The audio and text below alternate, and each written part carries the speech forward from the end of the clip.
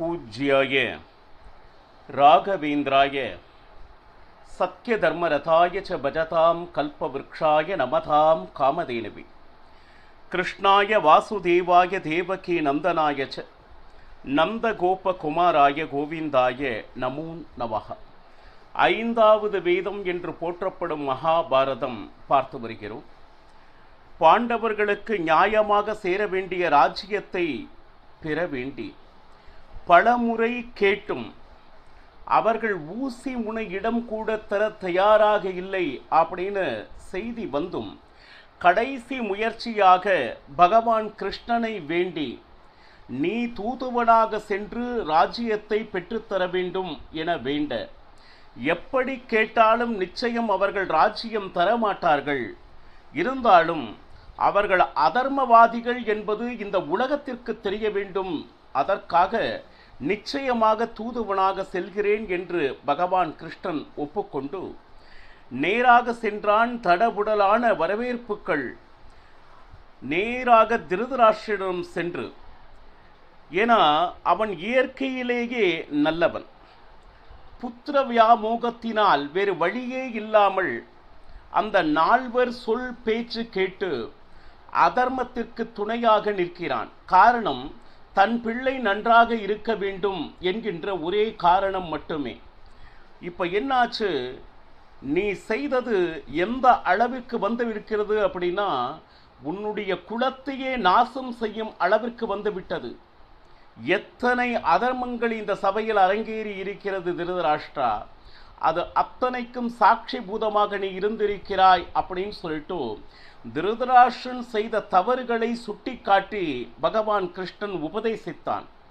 மட்டுமின்றி பரசுராமர் எழுந்து அர்ஜுனுடைய வீர தீர பராக்கிரமம் மற்றும் எவ்வளவோ புதிய புதிய விதமான பான வகைகளை அவன் கற்றறிந்த விஷயத்தை நினைவு கூர்ந்து, நீங்கள் நினைப்பது போல் பாண்டவர்களை அழிப்பது சாமானிய காரியம் இல்லை என்று பரசுராமர் எச்சரித்தார்.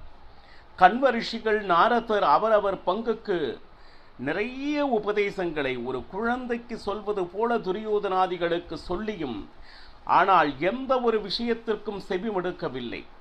கடைசி முயற்சியாக துரியோதனுடைய தாயார் காந்தாரி வந்து திருதராஷ்டிரனை கடிந்து கொண்டார். ஒரு குழந்தை வளர்ப்பதில் தாயும் தந்தைக்கும் இருக்கக்கூடிய பொறுப்புகள், இருவரும் ஒரே மாதிரி பிள்ளைகளை கண்டிக்க தவறினால், ஏன்னா ஒருத்தர் இதை செய்யக்கூடாதுன்னு சொல்லி மற்றவர் நீ செய் நான் பார்த்துக்கிறேன் அப்படின்னு சொன்னா குழந்தை வீணாக போய்விடும். பாருங்க, இப்போ அவனை திருத்த முடியாத அளவிற்கு அவன் கெட்டவனாகிவிட்டான். இப்போ திருதராஷ்டிரன் மட்டுமல்ல, காந்தாரி மட்டுமல்ல, யார் நினைத்தாலும் மாற முடியாதவனாக துரியோதனன் இப்பொழுது ஆகிவிட்டான். இவ்வளவு பெயர் உபதேசம் செய்த பின்னும் நான் யோசித்து பார்த்ததில் நான் செய்தது எதுவுமே அதர்மமாக தெரியவில்லை அப்படின்னு சொல்லிட்டு துரியோதனன் பேச ஆரம்பித்தான். இப்படி அனைவரும் ஒன்று மாறி ஒன்று உபதேசம் செய்து கொண்டிருக்கும் பொழுது அந்த நால்வரும் மற்றும் துரியோதனாதி தம்பிகள் அனைவரும் இணைந்து ஒரு மீட்டிங், ஒரு விவாதம். இப்போ நாம என்ன செய்யணும்னா, இவர்கள் அத்தனை பேரும் சேர்ந்து நம்மை கட்ட நினைக்கிறார்கள். நாம என்ன செய்யணும்னா, பகவான் கிருஷ்ணன் நேரடியாக தானாக வந்து சிக்கி இருக்கிறான். அப்போ பகவான் கிருஷ்ணனை கட்டிவிட்டால் அதற்கு மேல் யுத்தத்தில் நாம் ஜெயிப்பது என்பது மிகவும் எளிதான காரியம். ஏன்னா பாண்டவர்களுடைய உண்மையான சக்தியே பகவான் கிருஷ்ணன். கிருஷ்ணனை மட்டும் நாம் கட்டிவிட்டால் தேவான் தேவதைகளும் யுத்தத்தில் எதிர்த்து நின்றாலும் அவர்களை மிக எளிதாக நாம் வென்றுவிடலாம் அப்படின்னு திட்டம் தீட்ட, இந்த விஷயம் கேள்விப்பட்டு சாத்தகி நேராக பகவான் கிருஷ்ணனிடம் வந்து கூற, திருதராஷ்டிரனை பார்த்து பகவான் கிருஷ்ணன் சொன்னான், நல்ல விதமாக உபதேசம் செய்து, ஆச்சா உன்னுடைய குலம் தழைக்க வேண்டும் என்று ஒரு குழந்தைக்கு சொல்வது போல சொல்லிக் கொண்டு இருந்தால், உன்னுடைய மகன் என்னையே கட்டுவதற்கு தீர்மானித்திருக்கிறான். திருதராஷ்டிரா, இப்பொழுது நீ சொல், நான் அவனை கட்டவா அப்படின்னு சொல்லிட்டு பகவான் கிருஷ்ணன் துரியோதனனை கட்டுவதற்கு திருதராஷ்டிரனிடம் கேட்டுக்கொண்டிருந்தார். இப்போ இந்த நேரத்தில் என்ன ஆச்சு?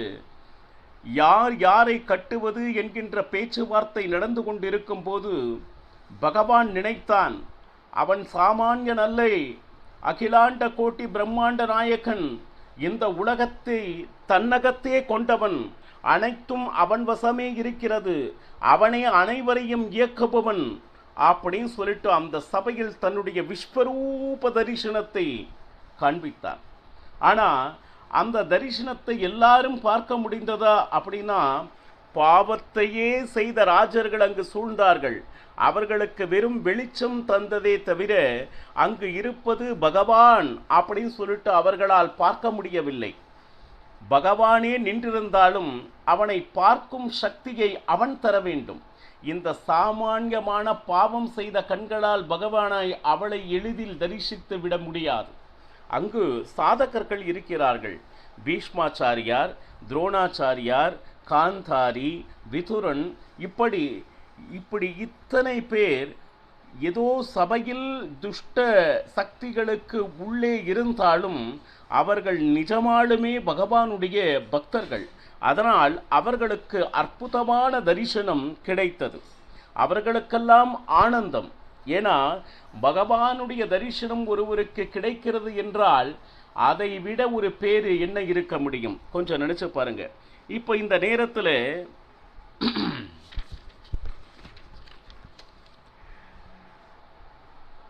பாபம் செய்தவர்கள் யாருக்கும் பகவானுடைய தரிசனம் கிடைக்கவில்லை. கிருஷ்ணனுடைய பக்தர்களாக இருப்பவர் அனைவருக்கும் தரிசனத்தை கொடுத்து மகிழ்ந்தான் பகவான் கண்ணன். பீஷ்மர், துரோணாச்சாரியார் அற்புதமான தரிசனத்தை கண்டு ஸ்தோத்திரம் செய்தனர் அப்படின்னு மகாபாரதம் அற்புதமாக வர்ணிக்கிறது. ஏன்னா அவர்கள் துரியோதனாதிகள் வசம் இருந்தது தவறுதான். அவர்கள் செய்த தவறுக்கு உண்டான தண்டனை நிச்சயம் உண்டு. யாரு? பீஷ்மர், துரோணாச்சாரியார். ஆனால் நிஜமாலுமே அவர்கள் பக்தர்கள். அதற்கு உண்டான அந்த பாக்கியம் தரிசனம் அவர்களுக்கு கிடைத்தே ஆக வேண்டும் என்று பக்த பராதீனன், பக்த வக்ஷலன் அவர்களுக்கும் தரிசனத்தை கொடுத்தான். அது மட்டுமல்ல, பிறவியிலேயே குருடனாக இருந்த திருதராஷ்டிரன் பாருங்க, இதுவரையிலும் உலகத்தை பார்த்திராத அவனுக்கு அற்புதமான பார்வை சக்தியை பகவான் கிருஷ்ணன் கொடுத்தான். பார்த்த உடனே அவன் நிற்கும் தோரணை, விஸ்வரூப தரிசனத்தை பகவான் கண்ணனை கண்ட திருதராஷ்டிரனுக்கு ஆஹா, இரு கை கூப்பி அவன் ஸ்தோத்திரம் செய்ய தொடங்கினான். பாருங்க, ஏன்னா கருணாமூர்த்தி இல்லையா? ஏன்னா அத்தனை தேவதைகளும் அந்த விஸ்வரூப தரிசனத்தை பார்க்க ரிஷிமுனிகள், தேவதைகள் அத்தனை பேரும் அந்த சபையில் ஆனந்தமாக ஓடி வந்து கூடினர். ஸ்தோத்திரம் செய்தான். என்ன அப்படின்னா, புண்டரீ காக்ஷா என்கின்ற முதல் வார்த்தையை ஆரம்பித்தான். அழகிய தாமரை மலர் போன்ற கண்களை உடையவனே. ஏன்னா கண் அது எவ்வளவு பெரிய சக்தி வாய்ந்தது என்பது திருதராஷ்டிரனுக்கு தெரியும். இந்த உலகத்தை நாம் அனைவரும் பார்த்து கொண்டே இருக்கிறோம். ஆனால் இருட்டை தவிர வேறு எதையுமே கண்டிராத திருதராஷ்டிரனுக்கு அற்புதமான தரிசனத்தை, அவன் மேல் இருக்கக்கூடிய அந்த காருண்யத்தை, அந்த பக்தியை மனதில் வைத்து அற்புதமான தரிசனத்தை திருதராஷ்டிரனுக்கு வழங்கினான் பகவான் கிருஷ்ணன். அவன் இரு கை கூப்பி, கிருஷ்ணா, உன்னுடைய அனுகிரகம் என்றும் எனக்கு வேண்டும் தேவதேவா. பாருங்க, ஏன்னா கண்ணில் சூரியன் இருந்து கொண்டு அந்த வெளிச்சத்தை கொடுத்தால் ஒழிய இந்த உலகத்தை யாராலும் பார்க்க முடியாது. ஏன்னா அது ஒளி கொடுக்க வேண்டுமா கொடுக்க கூடாதா என்பது உன்னுடைய இச்சை. பகவான் நினைத்தால் இந்த உலகத்தை காணும் சக்தியை இறைவன் கொடுக்கலாம். ஆனால் அவனே நினைத்தால் சாமானிய இந்த உலகத்தை கூட ஒருவனால் பார்க்க முடியாது. மட்டுமல்ல, மகாயோகி, நீ என்னுள் இருந்து நிறைய புண்ணியங்களை செய்து வைக்க வேண்டும். ஏன்னா புண்ணியம் என்பது நாம் செய்வது அல்ல. சாதன சரீரவிது நீ தயதி கொட்டது. இந்த தேகம் என்பது இறைவனால் கொடுக்கப்பட்டது. புண்ணியமோ பாப்பமோ இந்த தேகத்தை வைத்துத்தான் நாம் செய்ய வேண்டும். அப்போ அந்த தேகத்தில் இருந்து கொண்டு அத்தனையையும் இயக்குபவன் நீ. இந்த தேகத்தை வைத்துக்கொண்டு நிறைய புண்ணியங்களை செய்யக்கூடிய பாக்கியத்தை அருள வேண்டும் அப்படின்னு திருதராஷ்டிரன் வேண்டினான். அதுபோக மோட்சப்பிரதனே, சாமானிய பிரார்த்தனைகள் மட்டுமல்லாமல் இந்த உலகத்தில் திரும்பிவே வர முடியாத, இனிமேல் பிறப்பே இல்லாமல் இறப்பே இல்லாமல் இருக்கக்கூடிய ஒரு அற்புதமான மோட்சத்தை வழங்கும் சக்தி படைத்தவனே அப்படின்னு சொல்லிட்டு பிரார்த்தனை செய்தான். ஏன்னா ஜனார்தனனே அப்படின்னா இந்த ஜனனத்தை நாசம் செய்பவன், இனிமே பிறப்பு என்பது இல்லாமல் செய்யக்கூடிய சக்தி வாய்ந்தவனே. அப்போ பகவான் கிருஷ்ணன் கூறினான் திருதராஷ்டிரனை பார்த்து, உனக்கு இனி என்ன வேண்டும் அப்படின்னு கேட்டார். உடனே திருதராஷ்டிரன் வேண்டியது மிக ஆச்சரியமான விஷயம். எப்பொழுது 2 கண்களை எனக்கு கொடுத்து உன்னுடைய விஸ்வரூப தரிசனத்தை கொடுத்தாயோ கிருஷ்ணா, இனி வேறு எந்த விஷயத்தையும் இந்த உலகத்தில் நான் பார்க்க தயாராக இல்லை.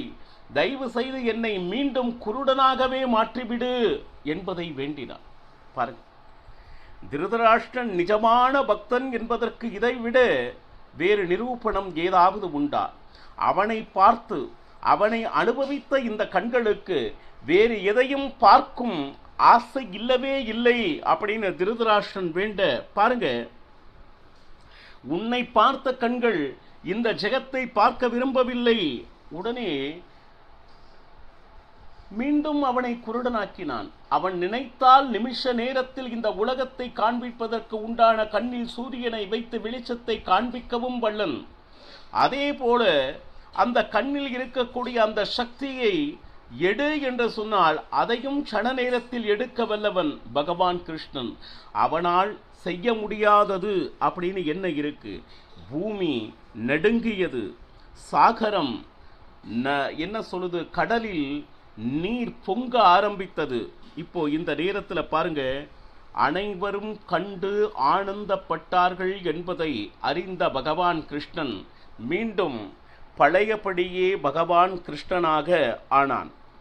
ஒரு கை விதுரனை பிடித்து கொண்டு மறு கை சாத்தகியை பிடித்து கொண்டு அந்த சபையிலிருந்து கிளம்பினான் பகவான் கிருஷ்ணன். ஏன்னா தான் வந்த காரியம் சபையில் முடிவடைந்தது, இன்னும் நிறைய வேலைகள் இருக்கிறது. அப்போ எப்போ பகவான் கிருஷ்ணன் அந்த சபையை விட்டு வெளியேறினானோ, பகவான் கிருஷ்ணனுக்கு அங்கு கூடியிருந்த அந்த ரிஷிமுனிகள் தேவதைகள் அத்தனை பேரும் க்ஷண நேரத்தில் மறைந்தனர். இத்தனை நேரம் அந்த சபையில் அந்த ரிஷிமுனிகளும் தேவதைகளும் பகவான் கிருஷ்ணன் அங்கு இருக்கிறான் என்பதற்காக வந்தனர். அத்தனை பேரும் மறந்தனர். பகவான் கிருஷ்ணன் கிளம்ப பீஷ்மர், துரோணர் அவர் பின் சென்றனர். பாருங்க, யாருடைய முகத்தையும் பகவான் கிருஷ்ணன் ஏறெடுத்தும் பார்க்கவில்லை. காரணம், அங்கு அமர்ந்திருந்தவர் அத்தனை பேரும் துஷ்டராஜர்கள். துரியோதனனுக்கு உதவி புரிவதற்காக எவ்வளவுக்கு எவ்வளவு கெட்ட செயல்கள் செய்ய முடியுமோ அத்தனையும் ஒருங்கே தன்னகத்தே கொண்ட ராஜர்கள் வரிசையில் அமர்ந்திருந்தனர். அவர்களை ஏறெடுத்தும் பார்க்காது பகவான் கிருஷ்ணன் நகர்ந்தார். அது மட்டுமா அப்படின்னு கேட்டீங்கன்னா, கிருஷ்ணன் ரதம் ஏறினான். திருதராஷ்டிரன் நேராக பின்னையே வந்தான். வந்து, கிருஷ்ணா, என்னுடைய குழந்தைய பார்த்தையா? என்னுடைய நிலைமை எப்படி இருக்குன்னு பார்த்தையா? அது மட்டுமல்ல, இங்கு நடக்கின்ற அனைத்து விஷயமும் உனக்கு நன்றாக தெரியும். சரி, நான் என்னால் எவ்வளவு முடியுமோ அவ்வளவு பிரயத்தனம் நான் கண்டிப்பாக செய்கிறேன். நீ என்னைக்கும் ஒன்றே ஒன்று மட்டும் உன்னிடம் கேட்கிறேன். என்மேல் மட்டும் என்றும் சந்தேகப்பட்டு விடாதே.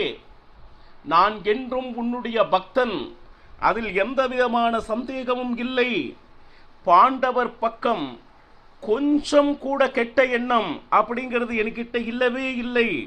இது எல்லோருக்கும் தெரியும்.